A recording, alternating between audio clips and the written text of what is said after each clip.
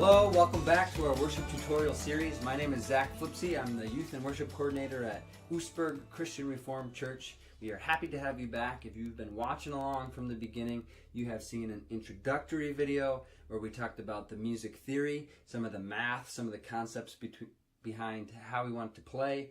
We had this awesome video on G chords, which are just these sweet chords that so many worship songs are played with.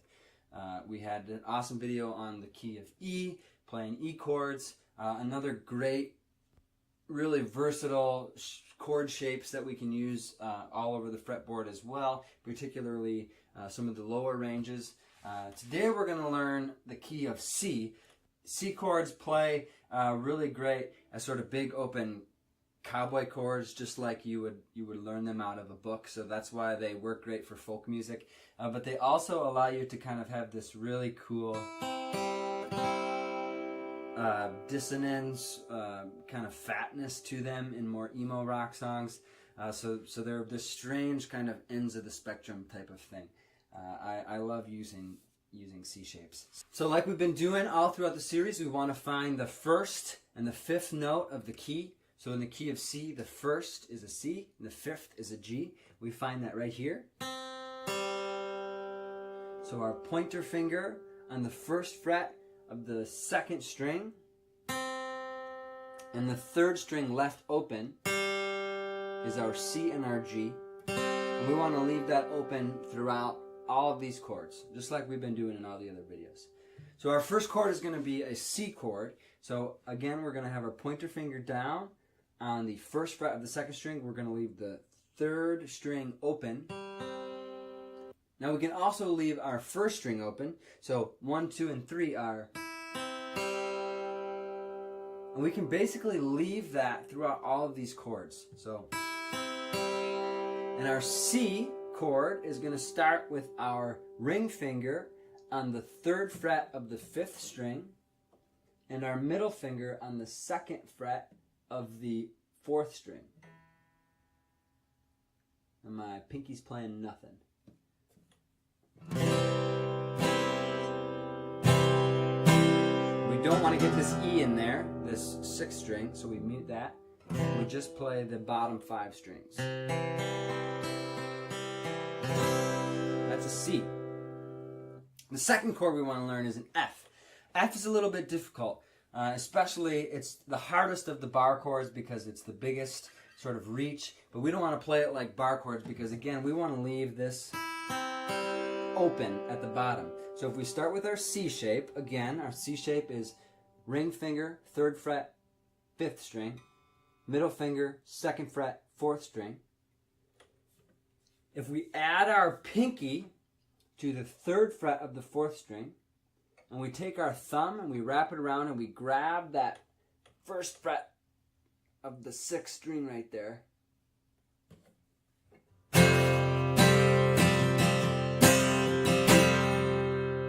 That's an F. So we go from the C to the F, C,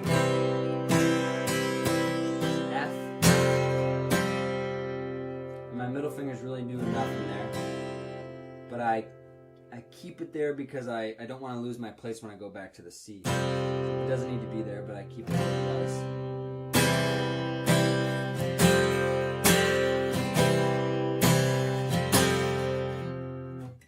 So that's your C and your F. The third chord we want to learn is the A minor. Again, same thing. These bottom 3 notes are left the same. So that we're only grabbing, just like we've been doing the whole time, we're only grabbing that 1st fret of that 2nd string. It's basically a C chord without your ring finger. So if this is our C chord, we take our ring finger off, and now we're playing an A minor. So I've got my pointer finger down on the 1st fret of the 2nd string. I've got my middle finger down on the 2nd fret of the 4th string.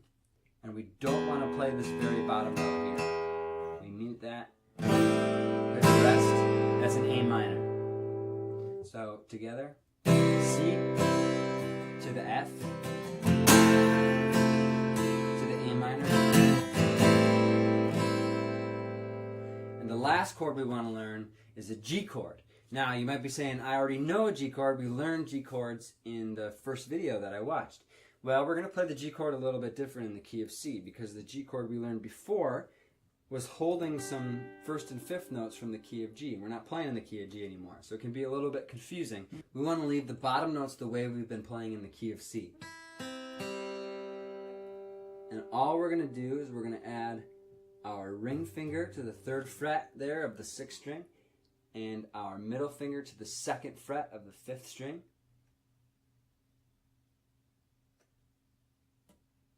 And that's our G. We can add our pinky to the 3rd fret of the 1st string, the very bottom there. But there's the dissonance I was talking about in the more emo-rock songs. You can leave it open. Otherwise, you can add your pinky. It's a little cleaner sounding.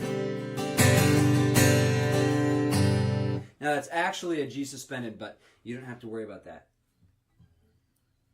So all together, our C, and our F, our A minor, and our G.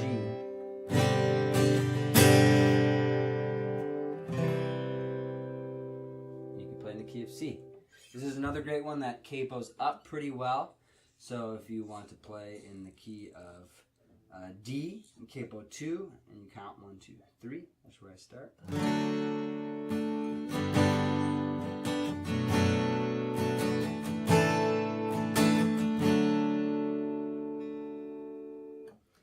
C chords are one that get a little bit easier the higher up that you get, especially since you have that really difficult reach getting your thumb around. So the higher up you get and the closer some of the frets are, the easier it is to play in the key of C.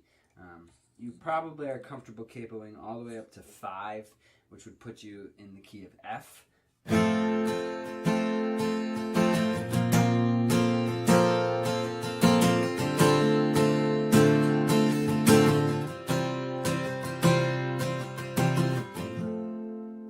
That's how I usually play 10,000 Reasons at our church.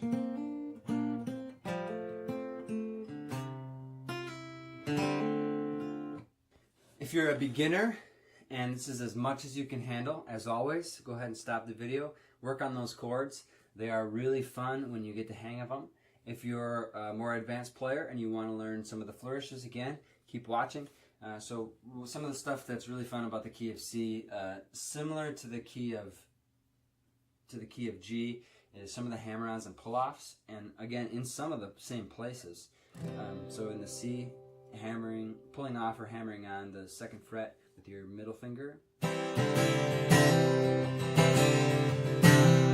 can also suspend that C by adding your pinky to the 3rd fret of the 4th string.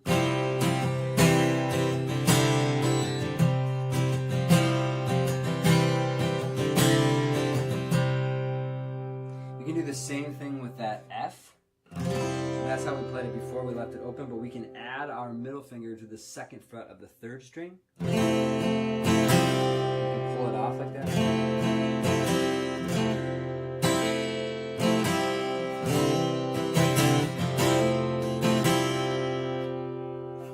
Same with the A minor. We can hammer on to the 2nd fret of the 4th string with our middle finger.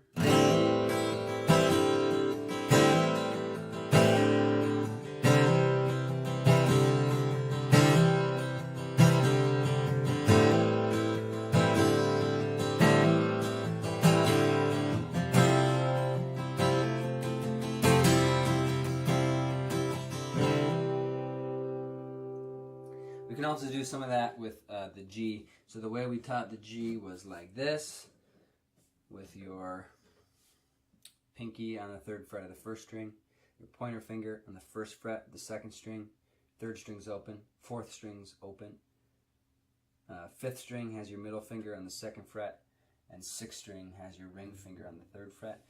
That's really a G suspended, but we can pull off our pointer finger.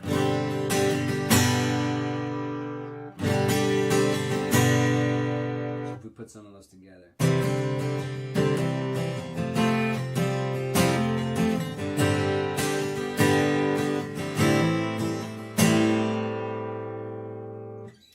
another fun thing, especially if you're playing these, like I said, those are some of the more emo-rock kind of extremes. And some of the more folky stuff, you can take that C, you can add your pinky on top of the C on the 3rd fret, on that G right there on the 6th string, just to fatten up that C a little bit, or you can flip them around.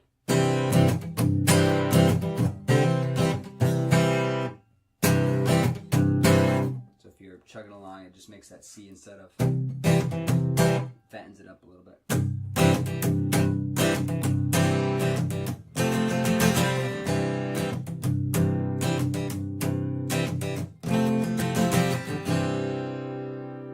As always, thanks for watching.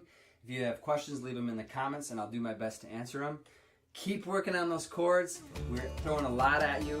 If you can master the G chords and the E chords, you will be fine. All this other stuff is extra. You're doing great.